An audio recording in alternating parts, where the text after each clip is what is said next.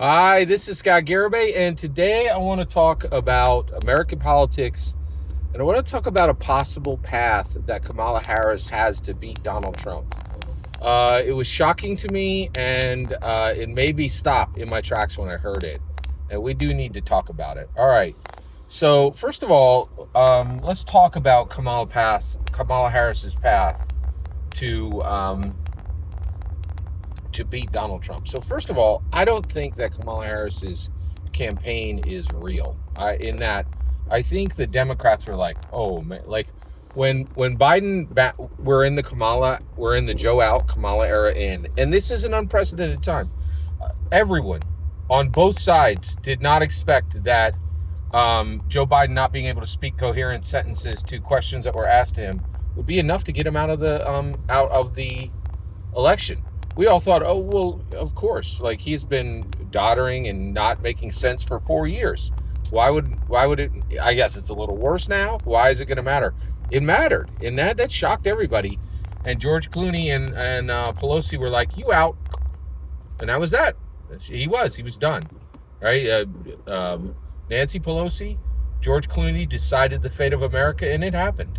They pulled their levers, right, and it was finished. I'm convinced Nancy Pelosi, George Clooney chose to nix Joe Biden. Just took him out. Used their political power and chose that he would no longer be the candidate, right? And began a pressure campaign which was successful.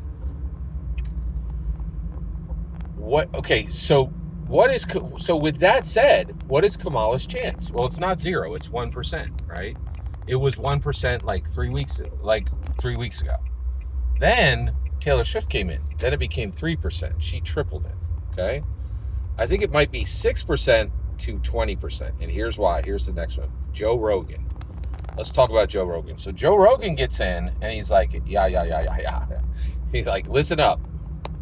And he was talking with some scrub guest. He has guests of incredible note, and then he just says should he ever have Tom Segura on again? Yeah, no, right?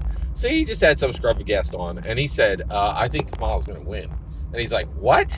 And the guest was like, "What? Why? How could she possibly win?" And the moment his guest said that, I was like, "Yeah, that's right. She can't possibly win.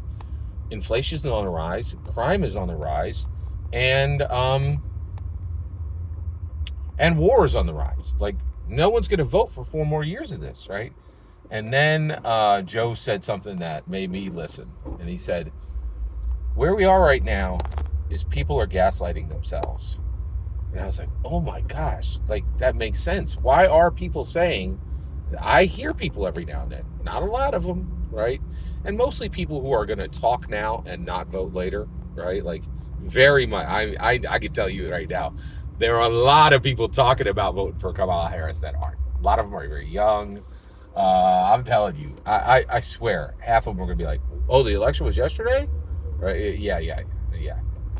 There's so many things that help, that are problems on the Dem side and are not a problem on the Republican side. 420, like that'll make you forget the day, the vote is.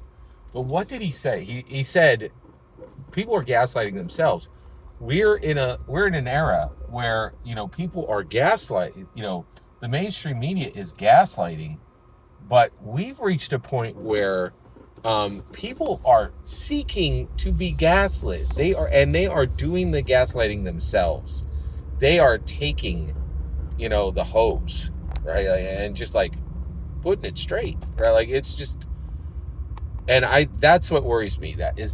Are there enough of these people who are literally like so like, and I have to admit, the best line of the week, Donald Trump is dodging bullets, Kamala Harris is dodging interviews. People despise Donald Trump so much so that he's had 2 assassination attempts in less than 2 months, right? Like, unbelievable, right? It's just shocking, right?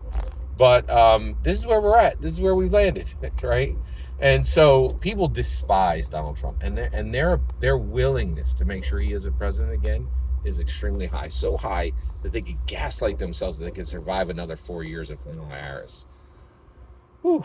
Every single word you just heard is my humble opinion. The important part is when I get to hear your humble opinion, when you get in the comments and send your traffic. Please consider liking and subscribing, and have a fetch millennium.